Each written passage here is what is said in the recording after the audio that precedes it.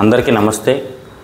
ఆరోగ్య భారత నిర్మాణంలో భాగంగా మనము హెల్త్ అవేర్నెస్ వీడియోస్ చేస్తున్నామని మీకు అందరికీ తెలుసు. అందులో భాగంగా ఈరోజు ఒక ముఖ్యమైన టాపిక్తో మీ ముందుకు వస్తున్నాము. అదేంటంటే ఓరల్ హెల్త్ గురించి, అంటే నోటి ఆరోగ్యం. అయితే ప్రతి టెంపుల్కి ముఖద్వారము అనేది ఎంత ఇంపార్టెంటో, ప్రతి ఇంటికి గుమ్మం అనేది ఎంత ఇంపార్టెంటో, శరీరం అనే ఈ దేవాలయానికి నోరు అనేది కూడా అంత ఇంపార్టెంట్, ఎంట్రన్స్. సో నోటి ఆరోగ్యం సరిగ్గా లేకపోతే శరీరంలో గుండె, కిడ్నీ తదితర చాలా అవయవాలు దెబ్బతినే అవకాశం ఉంటుంది.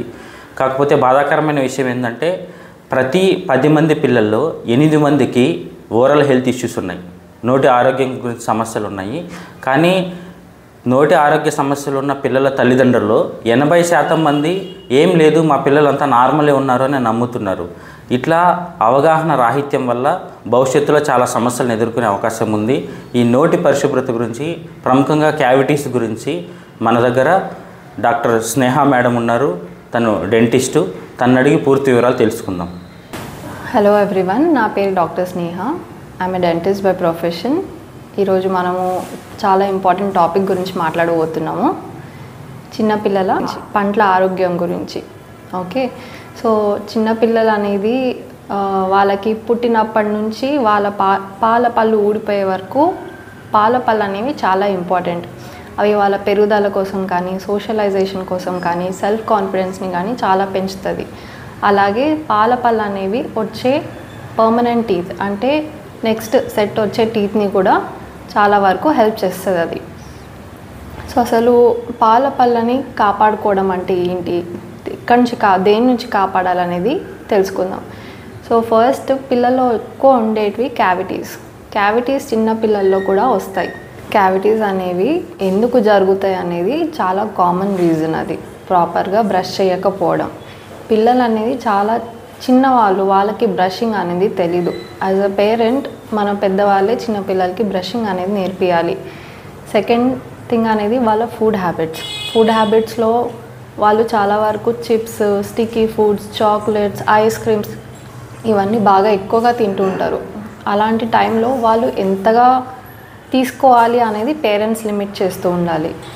నెక్స్ట్ వచ్చేసి ఫుడ్ తిన్న తర్వాత, మనం మామూలుగా ఇంట్లో మామూలు ఫుడ్ తిన్న తర్వాత కూడా పదార్థాలు అనేవి పళ్ళలో ఇరుక్కుంటాయి. అవి ప్రాపర్గా బ్రష్ చేయకపోవడం వల్ల కూడా ఆ క్యావిటీస్ అనేవి వస్తూ ఉంటాయి. సో మనం ఎలా తెలుసుకోవచ్చు పిల్లల్లో క్యావిటీస్ ఉన్నాయా లేవా అనేది? జనరల్గా మీరు కూడా జస్ట్ అప్పర్ లిప్ పైకి ఎత్తి చూస్తే పిల్లల్లో స్పాట్స్ అనేవి కనిపిస్తుంటాయి. బ్రౌనిష్ స్పాట్స్ కానీ, బ్లాకిష్ స్పాట్స్ కానీ కనిపిస్తుంటాయి. అవే క్యావిటీస్ స్టార్ట్ అవుతున్నట్టు. పిల్లలకి పెయిన్ వచ్చేంత వరకు వెయిట్ చేయడం అనేది కరెక్ట్ కాదు. As soon as possible are 6 months once ఒకసారి మీ దగ్గరలో ఉన్న డెంటిస్ట్కి చూపించడం కరెక్ట్ ఉంటుంది. చాలా వరకు పేరెంట్స్ పిల్లలకి పిప్పి పళ్ళు వచ్చినా సరే, పంటి నొప్పి వచ్చినా సరే పట్టించుకోకుండా వెళ్తారు. అవి పాల పళ్ళే కదా, ఎలాగో పోతే వాటికి ట్రీట్మెంట్ ఎందుకు, వాటికి మనీ ఎందుకు పెట్టాలి అని అవాయిడ్ చేస్తూ ఉంటారు. అది కరెక్ట్ కాదు. పిల్లల్లో పాల పళ్ళు అనేవి చాలా ఇంపార్టెంట్. వాళ్ళు మాట్లాడడానికైనా పళ్ళు కావాలి, వాళ్ళు అన్నం తినడానికైనా పళ్ళు కావాలి. ఆ పాల పళ్ళు వాళ్ళకి ఊడిపోయేది 13 నుంచి 14 సంవత్సరాల వరకు ఊడిపోతాయి. అలాంటిది అప్పటి వరకు వాటిని జాగ్రత్తగా చూసుకోవడం. సో ఒకవేళ క్యావిటీస్ వచ్చినా వాటికి ట్రీట్మెంట్స్ అనేవి ఉన్నాయి. ఫిల్లింగ్స్ అయినా సరే, రూట్ కెనాల్స్ అయినా సరే చిన్నపిల్లల్లో చాలా కామన్. పెద్దవాళ్ళకి రూట్ కెనాల్స్ అనేది కాదు, చిన్నపిల్లలకి కూడా రూట్ కెనాల్స్ అనేవి ఉంటాయి. చిన్నపిల్లల్లో క్యావిటీస్ ప్రివెంట్ చేయడానికి కొన్ని టిప్స్ చెప్తాను. ఓకే, ఫస్ట్ అనేది ఫుడ్ హ్యాబిట్స్లో వాళ్ళకి chips, sweet items, chocolates, ice creams or cool drinks కానీ బాగా తగ్గించాలి. ఒకవేళ ఇచ్చినా కూడా వెంటనే వాటర్ కానీ, బ్రషింగ్ కానీ, వాటర్ తాగాలి ఆర్ బ్రషింగ్ అన్న చేసుకోవాలి. నెక్స్ట్ వచ్చేసి బ్రషింగ్ పద్ధతి. ఓకే, బ్రషింగ్ టెక్నిక్ అనేది చాలా ఇంపార్టెంట్ పిల్లలు. అసలు చాలా వరకు పేరెంట్స్ అడుగుతూ ఉంటారు, చిన్న పిల్లలు మనం ఎప్పుడు బ్రషింగ్ అనేది స్టార్ట్ చేయాలి. ఓరల్ క్లెన్జింగ్ అనేది అసలు టీత్ రాకముందు కూడా మెయింటైన్ చేయాలి. చాలా చిన్న పిల్లల్లో ఓరల్ క్లెన్జింగ్ అంటే మౌత్ క్లీనింగ్ అనేది ఒక సాఫ్ట్ క్లాత్ తీసుకొని మన ఇండెక్స్ ఫింగర్ మీద అలా పెట్టుకొని వాళ్ళ గమ్స్ మసాజ్ చేయాలి. ఆ గమ్స్ మీద కూడా క్రిములు అనేవి చేరుతూ ఉంటాయి. సో క్లెన్జింగ్ అనేది చాలా ఇంపార్టెంట్.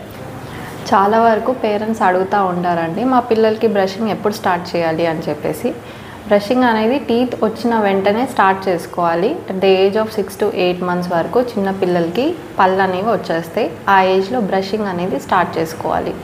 నెక్స్ట్ వచ్చేసి కొంచెం పెద్ద పిల్లలు అంటే అబవ్ 2 years కిడ్స్లో పేరెంట్స్ పక్కన పిల్లలు బ్రష్ చేసుకున్నా సరే పేరెంట్స్ పక్కన ఉండి బ్రష్ చేయించడం అనేది చాలా ఇంపార్టెంట్. పిల్లలు చేసుకున్నా సరే అట్లీస్ట్ ఒక్కసారైనా పెద్దవాళ్ళు అనేది చిన్నపిల్లలకి బ్రష్ చేయించాలి. నెక్స్ట్ ఏంటంటే ఎప్పటి వరకు అనేది పేరెంట్స్ సూపర్విజన్ అనేది ఇంపార్టెంట్. పిల్లలు అట్లీస్ట్ 10 years అయినంత వరకు పేరెంట్స్ పక్కన ఉండి వాళ్ళకి బ్రషింగ్ అనేది సరిగ్గా చేస్తున్నారా లేదా అనేది జాగ్రత్త పడాలి. సో ఒకవేళ మీ పిల్లలకి కానీ క్యావిటీస్ అలా వస్తే మీ దగ్గరలో ఉన్న డెంటిస్ట్కి చూపించండి. దానికి అవసరమైన ట్రీట్మెంట్ అనేది చేయించుకోవడం అనేది చాలా ఇంపార్టెంట్. బ్రషింగ్ టెక్నిక్ అనేది చాలా ఇంపార్టెంట్. ఇక్కడ అందరూ అడుగుతూ ఉంటారు అసలు ఏ పద్ధతిలో బ్రష్ చేయాలని చెప్పేసి. మనం చిన్నగా డెమో తీసుకుందాము. ఓకే,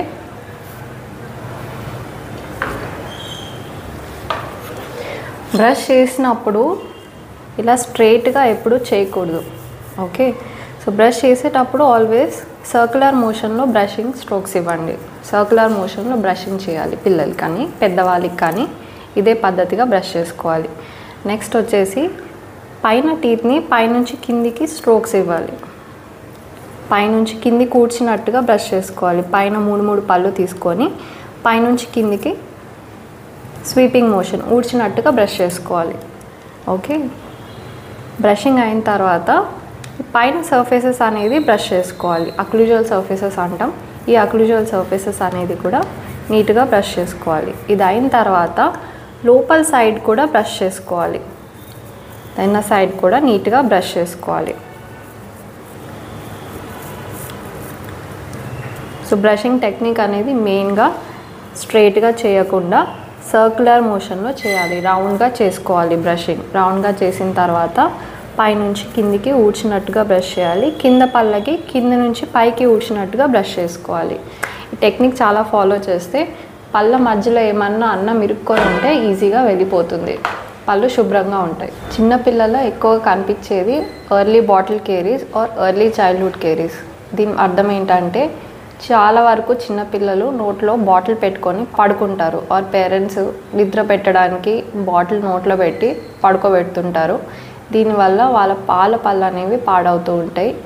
సో ఈ హ్యాబిట్ అనేది చాలా రాంగ్. సో ఇది అవాయిడ్ చేయాలి అంటే బాటిల్ ఫీడింగ్ ఇస్తూ పిల్లల్ని పడుకోబెట్టకూడదు. దీనివల్ల పళ్ళు అనేవి పాడవుతూ ఉంటాయి. చాలా వరకు పేరెంట్స్ అడుగుతూ ఉంటారు మేమేం టూత్పేస్ట్ వాడాలి పిల్లల కోసం అని చెప్పేసి. చాలా వరకు కూడా పెద్దవాళ్ళ టూత్పేస్టే పిల్లలకి ఇస్తూ ఉంటారు. అలా కాకుండా చిన్నపిల్లలకి సపరేట్ టూత్పేస్ట్ ఉంటాయి. వాళ్ళ ఏజ్ ప్రకారంగా టూత్పేస్ట్ చూసుకొని వాడడం కరెక్ట్ ఉంటుంది.